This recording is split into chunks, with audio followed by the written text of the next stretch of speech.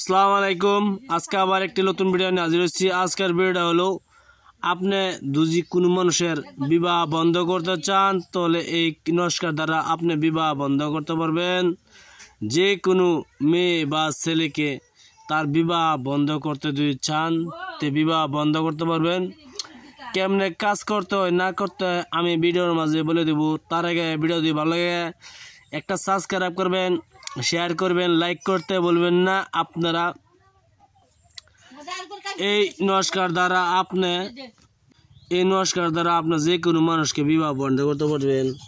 আমি ভিডিও মূল ধারণা চলে যাচ্ছি, ভিডিও অতটুকু লম্বা করবো না। ভিডিওটা আপনারা কেমনে বিবাহ বন্ধ করতে হয় না করতে হয় আমি বলে দিব। তার আগে ভিডিও ভালো একটা সাবস্ক্রাইব করবেন, শেয়ার করবেন, লাইক করতে বলবেন না। আপনারা অবশ্যই সঠিকভাবে কাজ করবেন, কাজ হবে। গলতভাবে কাজ করবেন, কাজ হবে না। আপনি যদি কোনো মানুষের বিবাহ বন্ধ করতে চান তো অবশ্যই যদি আপনি ছেলেকে বিবাহ বন্ধ করতে চান তাহলে কাজ করবেন, কালা গরুর গায়ে বা গরুর যে কোনো গরুর খুঁটি আনতে হবে চুরি করে শনিবার দিন, কালা গরুর। আর যদি আপনি মেয়েকে বিবাহ বন্ধ করতে চান তাহলে অবশ্যই কালা ছাগলের খুঁটি আনতে হবে। কালা ছাগলের খুঁটি আনতে হবে, আনিয়া এই নস্কারটি আপনি সুন্দরভাবে অঙ্কন করবেন। যেভাবে অঙ্কন আছে সেইভাবে অঙ্কন করবেন। তারপরে মেয়ের নাম লিখবেন, মেয়ের মার নাম লিখবেন। লেখার পরে এটি একটি জায়গায় দাফন করে দিবেন, তার বাড়িতে যে কোনো জায়গায় দাফন করে দিবেন।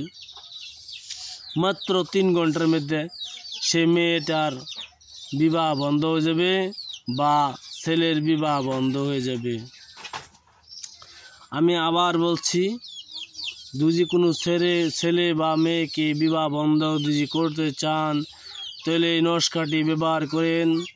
শনিবার দিন ছাগলের খুঁট চুরি করে আনতে হবে, বা ছেলেকে যদি বিবাহ বন্ধ করতে চান গরুর খুঁট চুরি করে আনতে হবে। খুঁটি আনার পরে এই নস্কারটি মেক্সোজাপান কালির দ্বারা খুঁটির উপরে লিখতে হবে।